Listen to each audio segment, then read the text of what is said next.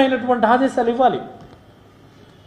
మీరు అనొచ్చు పార్టీ వ్యక్తుల్ని ప్రభుత్వంలో మేము భాగస్వామ్యం చేస్తాం, చేయండి, నో డౌట్, నో ప్రాబ్లం, ఎవరు దానికి ఇచ్చేయటంలా, మేము కూడా అలాగే చేయాలని కోరుకుంటున్నాను.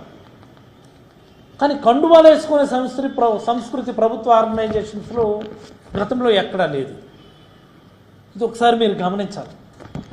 ఎక్కడెక్కడైనా గ్యాప్స్ ఉంటే, విత్తన పంపిణీకి సంబంధించిన గ్యాప్స్ ఉంటే దాన్ని ఫుల్ఫిల్ చేసి రైతులందరికీ కూడా న్యాయం చేయమని, ఏ పార్టీకి రైతు ఓటు వేసినా సరే కులం చూడకుండా, మతం చూడకుండా, రాజకీయం చూడకుండా, వర్గం చూడకుండా రైతులందరికీ కూడా సంపూర్ణంగా విత్తనాలు పంపిణీ చేయాలని, రైతు భరోసా పైన స్పష్టమైనటువంటి ప్రకటన ప్రభుత్వం చేయాలని వైఎస్ఆర్ కాంగ్రెస్ పార్టీ తరఫున ప్రభుత్వానికి విజ్ఞప్తి చేస్తున్నాం. మేము నిజంటే ఈ దశలో డిమాండ్ చేయడానికనో పోరాటం చేయడానికనో మేము కూడా కొంత సమయం తీసుకోవాలి. ప్రభుత్వ పనితీరు ఎలా ఉందనేటటువంటి దాని మీద మేము కూడా కొంత సమయం తీసుకోవాలి. కాబట్టి ఈ సందర్భంగా ప్రభుత్వానికి అయితే మేము మనస్ఫూర్తిగా కోరుతా ఉన్నాం. అలాగనే మరొక ముఖ్యమైనటువంటి అంశం, స్కూల్స్ మొదలయ్యాయి. జూన్ 2వ వారం అంటే అన్ని స్కూల్స్ మొదలైపోతాయి, పెద్ద ఎత్తున అడ్మిషన్లు జరుగుతాయి. ప్రభుత్వ బడుల్లో సుమారుగా ఒక 34-35 లక్షల మంది పిల్లలు ఉన్నారు. అయితే ప్రైవేట్ బడుల్లో సుమారుగా 50 లక్షల మంది పిల్లలు ఉన్నారు. ఇంకా మా ప్రభుత్వంలో అదనంగా ఒక 4-5 లక్షల మంది ప్రైవేట్ బడుల నుంచి ప్రభుత్వ బడుల్లోకి వచ్చారు. ఇంకా 4-5 లక్షల మంది ప్రభుత్వ బడులకు వస్తే మన స్ట్రెంగ్త్ సుమారుగా ఓ 34-35 లక్షలు చేరింది. మిగతా వాళ్ళంతా ప్రైవేట్ బడుల్లోనే ఉన్నారు.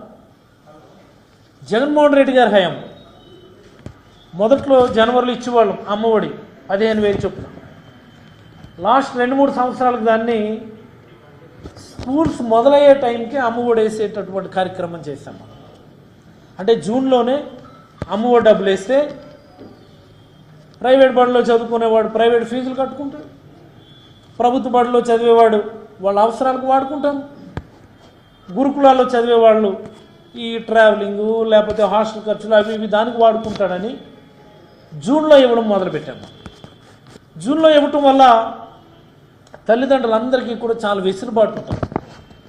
ముఖ్యంగా ప్రైవేట్ బడిలో చదివేటటువంటి తల్లిదండ్రులు ఎవరి దగ్గర చేయి చాచకుండా ప్రభుత్వమే నేరుగా పేరెంట్స్ అకౌంట్లో డబ్బులు వేస్తుంటే వాళ్ళు నేరుగా వెళ్ళి ఫీజులు కట్టుకొని వాళ్ళకి నచ్చిన బడులు నచ్చిన దగ్గర చదివించుకునేటటువంటి వెసులుబాటు ఇచ్చాము. 15,000 ఇచ్చి.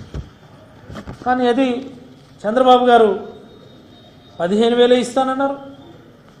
ఎంతమంది అంటే అంతమందికి ఇస్తానన్నారు. సంతోషం. విద్యకి ఎంత ఖర్చు పెట్టినా తప్పులేదు.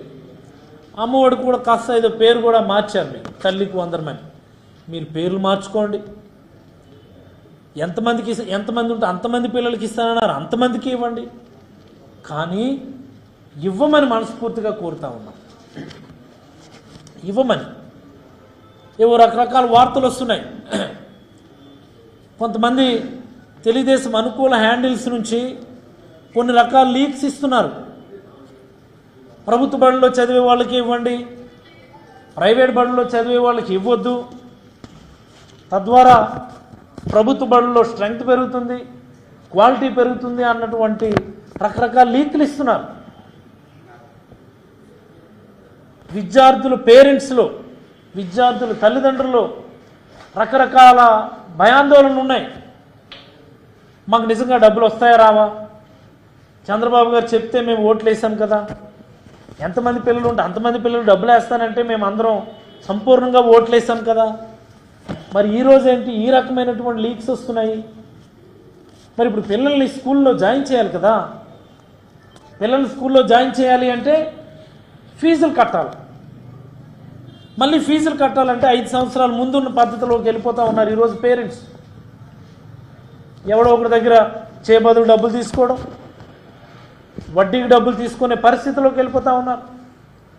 మళ్ళీ అలాంటి పరిస్థితి కల్పించొద్దని మనస్ఫూర్తిగా గౌరవ ముఖ్యమంత్రి చంద్రబాబు నాయుడు గారిని, మరి అలాగే వాళ్ళ అబ్బాయి నారా లోకేష్ గారికి విద్యాశాఖ కూడా ఇచ్చినారు. సంతోషం. మంచి శాఖ. నారా లోకేష్ గారికే ఇచ్చినారు. లోకేష్ గారు మీరు దృష్టి పెట్టండి దీని మీద. ఒక సాధారణ తల్లిదండ్రులు పిల్లల్ని చదివించుకోవటానికే ఎక్కువ మొత్తంలో అప్పులు చేయాల్సినటువంటి పరిస్థితులు ఉండేవి కదా. ఒకటి ఆరోగ్యానికి, రెండు పిల్లల చదువులకి అప్పులైపోయే పరిస్థితుల నుంచి పేరెంట్స్ అందరినీ కూడా జగన్మోహన్ రెడ్డి గారి సర్కార్ బయటకు తీసుకొచ్చింది. పిల్లల చదువుల కోసం ఎక్కడ మనం అప్పు చేయనక్కర్లేదు, ఆరోగ్యం కోసం ఎక్కడ రూపాయి అప్పు చేయనక్కర్లేదు అన్న పరిస్థితిని తీసుకొచ్చాము.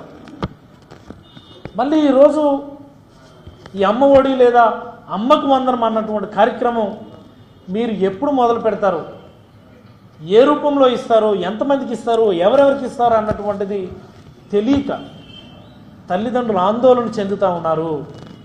మీరు దయచేసి దీనిపైన ఒక స్పష్టమైన ప్రకటన చేస్తే తల్లిదండ్రులు ఆందోళన తగ్గుతుంది. దీనిపైన తక్షణమే దృష్టి పెట్టమని చంద్రబాబు గారికి మనస్ఫూర్తిగా వైఎస్ఆర్ కాంగ్రెస్ పార్టీ తరఫున మళ్ళీ విజ్ఞప్తి చేస్తూ ఉన్నాను.